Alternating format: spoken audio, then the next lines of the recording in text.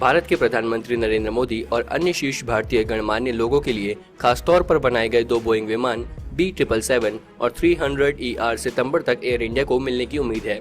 ये विमान अमेरिकी राष्ट्रपति डोनाल्ड ट्रंप के एयरफोर्स 1 की तरह सुरक्षा से लैस होंगे। इनका इस्तेमाल केवल वीवीआईपी यात्रा के लिए होगा। इसके बारे में एक रिपोर्ट में कहा गया, कुछ देरी हुई है, मुख्य तौर पर कोविड-19 के कारण, तो विमानों की आपूर्ति सितंबर तक की जा सकती है। खास बात यह है कि इन 2 B777 विमानों को भारतीय वायुसेना के पायलट उड़ाएंगे, न कि एयर इंडिया के। यह विमान अमेरिकी राष्ट्रपति डोनाल्ड ट्रंप के एयरफोर्स 1 की तरह सुरक्षा से लैस है। B777 विमानों में आधुनिक मिसाइल रक्षा प्रणाली होगी, जिन्हें large aircraft infrared counter measures और सेल्फ प्रोटेक्शन सूट्स कहा जाता है। तो चलिए जानते हैं आखिर क्या है इसकी खासियतें।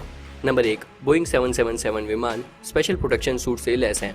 यह दुश्मनों के रडार फ्रीक्वेंसी को जब चाहे जाम कर सकता है और खतरे की स्थिति में रडार से बचकर निकल सकता है। यह दुश्मन की मिसाइलों को पता लगा सकता है और उन्हें डाइवर्ट भी कर सकता है। यह विमान किसी भी समय हवाई हमला होने की स्थिति में जवाबी कार्रवाई भी कर सकता है। ये विमान दुश्मन पर मिसाइल हमला भी कर सकता है। इसमें 396 लोगों के बैठने की सुविधा है। यह विमान 100% डिजिटल डिजाइन किया गया है। इसमें एडवांस एरोडायनेमिक्स लगे हैं। इसके विंग्स यानी पंखों की लंबाई 212.7 फीट है। यह विमान 60.8 फीट ऊंचा है। विमान की लंबाई 242.4 फीट है।